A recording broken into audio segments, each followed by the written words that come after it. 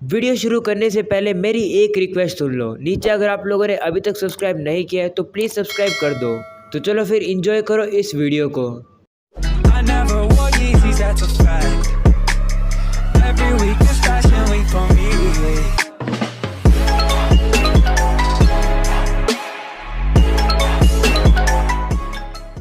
The eminence in Shadow episode 1 की starting में हम लोग एक लड़की को देखते हैं जिसका नाम होता है निशिनो, और वो अब सोकर उठ चुकी है। जिसके बाद वो स्कूल जाने के लिए तैयार होने लगती है, लेकिन वहीं पर नहाते हुए वो काफ़ी ज़्यादा चिंता में लग रही होती है और किसी चीज़ के बारे में तो सोच रही होती है। जिसके बाद वो अपने स्कूल के लिए निकल जाती है। वहाँ पर वो गेट को खोलती है, जिसके बाद उसे ऐसा लगता है कि उसके गेट के बाहर काफ़ी सारे रिपोर्टर उसका इंटरव्यू लेने आए हैं। इसको देखकर वो काफ़ी ज़्यादा हैरान हो जाती है, लेकिन तभी उसको रियलाइज़ होता है कि ये तो उसका वहम है। और अब उसकी आंखों के सामने उसका ड्राइवर खड़ा होता है। उसका ड्राइवर निशिनो से पूछता है क्या हुआ, लेकिन वो कोई भी रिप्लाई नहीं करती है और कहती है कुछ भी नहीं है। जिसके बाद वो स्कूल में पहुंच जाती है, जहां पर वो काफ़ी ज़्यादा खुश लगती है। और हमें पता लगता है कि निशिनो पूरे स्कूल में काफ़ी ज़्यादा पॉपुलर है। सभी स्टूडेंट निशिनो को गुड मॉर्निंग करते रहते हैं और निशिनो भी उन्हें रिप्लाई करती है गुड मॉर्निंग। वहीं पर स्कूल के अंदर पहुंचने के बाद निशिनो देखती है कि एक लड़का वहां पर खड़ा होता है, जिसको देखकर वो कहती है कि ये लड़का मुझे बिल्कुल भी पसंद नहीं है। उस लड़के का नाम होता है कागनो। उसके ग्रेड्स बिलो एवरेज है और साथ ही साथ उसके लुक भी ऑर्डिनरी है। जिसके बाद निशिनो कागनो को गुड मॉर्निंग करती है। वहीं कागनो निशिनो को गलत नाम पुकार कर निशिमुरा कहकर उसे गुड मॉर्निंग कहता है।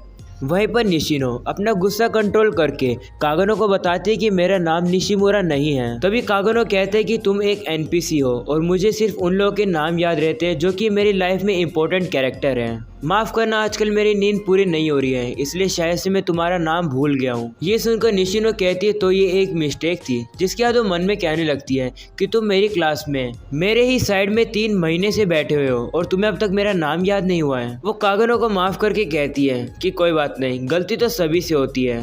तो कागनो कहता है माफ़ करना, तुम्हारा नाम तो निशितानी है ना।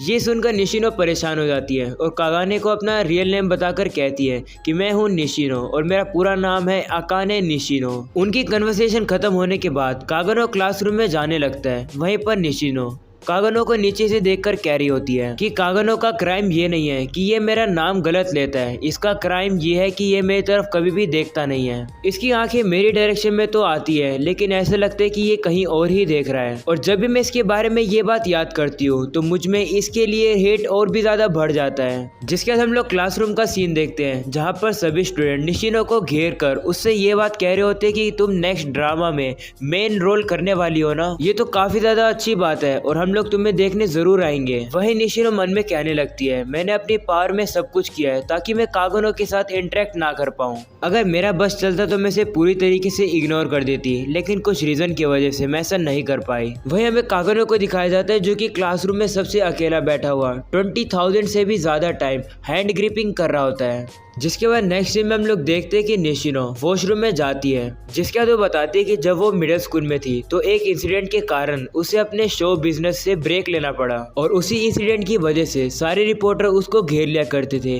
निशिनो बताते हैं कि उस इंसिडेंट के बाद से वो अपने आप को एक मास्क के पीछे छुपाती आ रही है। जिसके बाद कागनो को दिखाया जाता है जो कि स्कूल की टेरेस पर होता है और एक बुक पढ़ रहा होता है जिसके अंदर मैजिक की चीज लिखी होती है। उसको देखकर वो कहता है कि मुझे और पावर चाहिए। जिसके बाद क्लासरूम का सीन दिखाया जाता है जहाँ पर टीचर किसी स्टूडेंट से कहती है कि क्या कोई स्कूल फेस्टिवल में हेल्प करना चाहेगा। तो निशिनो हाथ खड़ा करके कहती है मैं हेल्प कर सकती हूँ। जिस पर टीचर से मना करके कहती है नहीं, तुम्हारी आज एक्स्ट्रा क्लास है तो तुम हेल्प नहीं कर पाओगी। जिस पर सभी स्टूडेंट भी निशिनो से हंस के कहते हैं कि तुम इतनी बिजी रहती हो कि तुम्हें एक्स्ट्रा क्लास लेने की जरूरत पड़ती है। साथ साथ टीचर कागनो से भी हेल्प मांगती है तो कागनो टीचर से हाँ कर देता है। जिसके बाद निशिनो अकेली क्लासरूम में बैठी होती है और वो कहने लगती है कि वो इतने दिनों से टीचर की पेट बनकर रह रही है ताकि सारे स्टूडेंट और टीचर उसे पसंद करे। उसने इस चीज का पूरा ध्यान रखा है कि कोई भी उसे नफरत ना करे और इसी तरीके से वो अपनी लाइफ में जीती आई है। जिसके बाद उसे किसी पियानो की बजने की आवाज आती है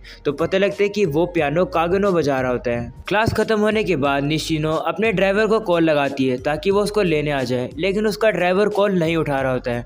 तो हमें पता लगता है कि कुछ गुंडे लोग निशिनो के ड्राइवर को बुरी तरीके से मार रहे होते हैं और उसको बेहोश कर देते हैं। ड्राइवर के कॉल ना उठाने पर निशिनो सोचती है कि वो अकेले घर खुद चली जाएगी, तो वो अब घर जाने लगती है। वहीं पर हमें पता लगता है कि कागनो उसे जाता हुआ ऊपर टेरिस से देख रहा होता है। जिसके बाद निशिनो घर जा रही होती है और वो कह रही होती है कि मैं उस इंसिडेंट के बाद से कभी भी घर अकेले वापस नहीं गई।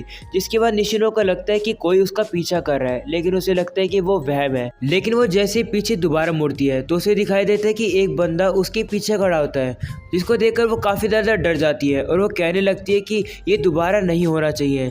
वो दौड़ने लगती है, तभी उसके सामने एक गाड़ी आ जाती है जिसमें से एक बंदा निकलकर निशिनो को पकड़ लेता है और उसे बेहोश करने लगता है।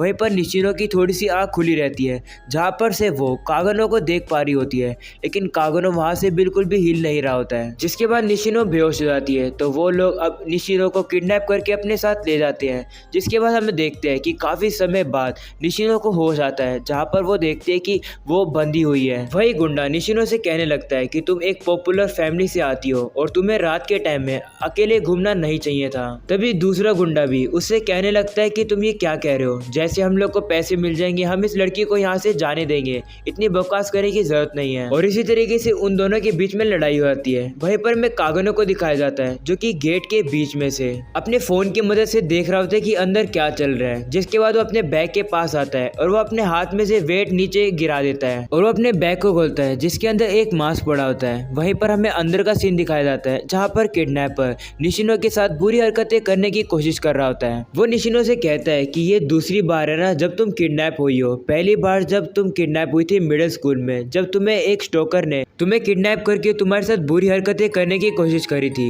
वो किडनैपर निशिनो के कपड़े निकाल कर कहने लगता है कि मैं तुम्हें उससे ज्यादा अच्छी मेमोरीज देने वाला हूँ। तभी उन्हें ऊपर से कहीं से आवाज आने लगती है, तो वो देखते हैं कि ऊपर तो खिड़की के पास कोई होता है। वो असल में कागन होता है, लेकिन उसने मास्क लगाया होता है तो कोई भी उसको पहचान नहीं पा रहा होता है। जिसके बाद वो कांच तोड़कर अंदर आ जाता है। वो लोग उससे पूछने लग जाते हैं कि आखिरकार तुम हो कौन। तो कागनो बताता है कि मैं तो सिर्फ एक स्टाइलिश सा एक स्लेयर हूँ। जिसके बाद वो किडनैपर गुस्से में आके कागनो के ऊपर हमला करने लगते हैं गन निकाल कर, लेकिन कागनो भी एक चाकू जैसी चीज निकाल कर उसके ऊपर मारता है और उसके बाद काफी ज्यादा तेज स्पीड में जाकर उस बंदे को पकड़कर एकदम जमीन पर फेंक देता है। जिसके बाद वो उसके मुंह पर काफी जोर जोर से लात मारने लगता है। वहीं पर दूसरा किडनैपर कागनो की तरफ देखकर हंसता है। जिसके बाद वो बंदा अपनी गन को नीचे गिरा देता है और कागनो से कहने लगता है कि मैं काफी ज्यादा बोर हो गया था। पहले मैं आर्मी में रहा करता था, लेकिन अभी छोटे मोटे किडनैपिंग के काम करना मुझे बिल्कुल भी पसंद नहीं आया है, तो शायद से तुम मुझे अच्छी लड़ाई दे पाओगे।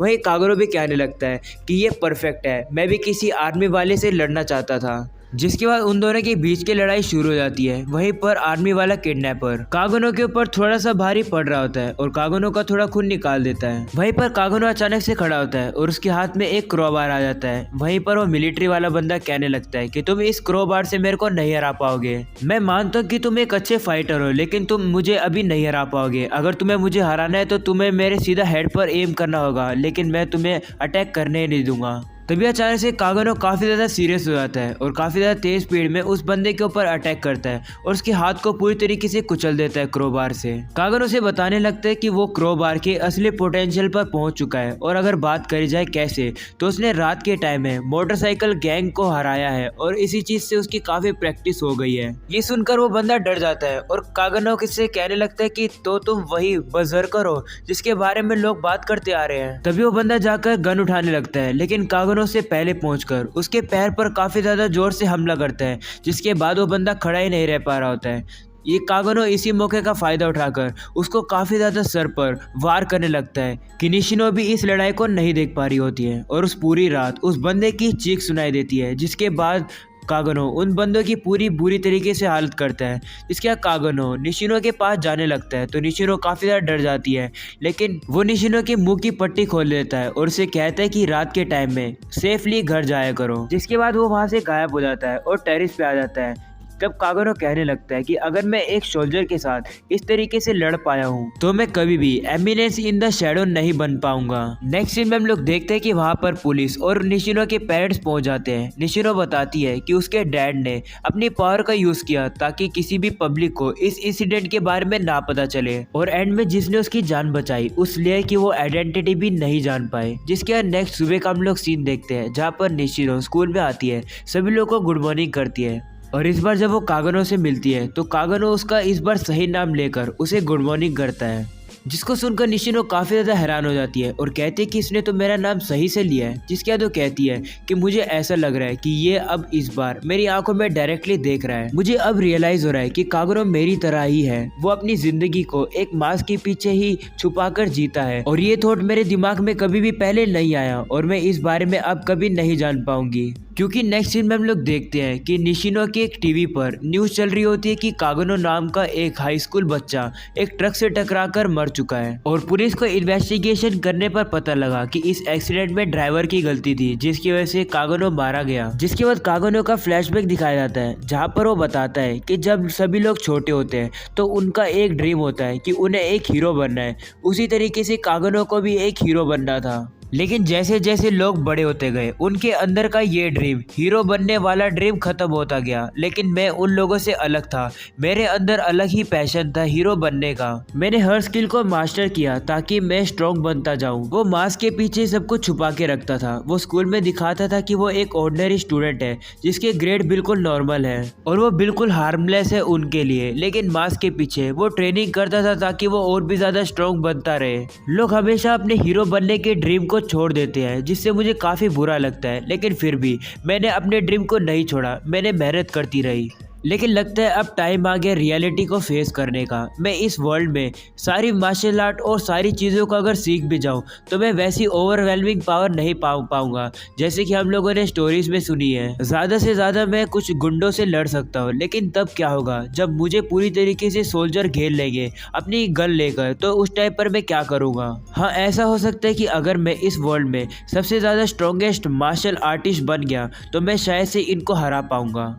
लेकिन मेरा तब क्या होगा जब आसमान से न्यूक्लियर मिसाइल मेरे ऊपर गिर जाएगी, मेरी सारी मसल, मैंने जितनी भी स्किल पाई है वो सब कुछ इवापोरेट हो जाएगी। और इसी को हम लोग ह्यूमन बॉडी कहते हैं। मुझे एक ऐसा बीइंग बनना है जिसकी कोई भी लिमिट ना हो, जिसकी बॉडी न्यूक्लियर बॉम्ब से इवापोरेट ना हो पाए। जिसके बाद हम लोग देखते हैं कि कहानी में आ जाता है ट्विस्ट। ये बंदा हो जाता है अब रिइनकार्नेटेड दूसरे वर्ल्ड के अंदर, जहाँ पर हमें दिखाया जाता है कि उसके पीछे काफी सारी लड़कियां खड़ी होती है। वो उससे कहती है कि हमने उसको पूरी तरीके से सराउंडेड कर लिया है, उसके पास भागने के लिए कोई भी जगह नहीं रह रही है। वहीं दूसरे कहते हैं कि जैसा आपने प्रिडिक्ट किया था वैसा ही हुआ है, आपके प्लान के अकॉर्डिंग ही सारी चीजें हुई है। तो दूसरे कहते हैं कि हमने इतने सालों में इतना बड़ा हंट कभी नहीं किया है, हम लोग इस चीज के लिए वेट नहीं कर सकते हैं। और बाकी कहते हैं हम लोग आपके ऑर्डर का वेट कर रहे हैं। तभी हम लोग देखते हैं कि और भी ज्यादा यही लोग पूरे टाउन की तरफ फैले हुए हैं, जहाँ पर कागनो कहते हैं ये काफी अच्छा है, मुझे नहीं पता क्या अच्छा है लेकिन ये काफी अच्छा है। मुझे न्यू वर्ल्ड के अंदर न्यू लाइफ ब्लेसिंग के तौर पर मिली है और मैं जैसा दूसरे वर्ल्ड में चाहता था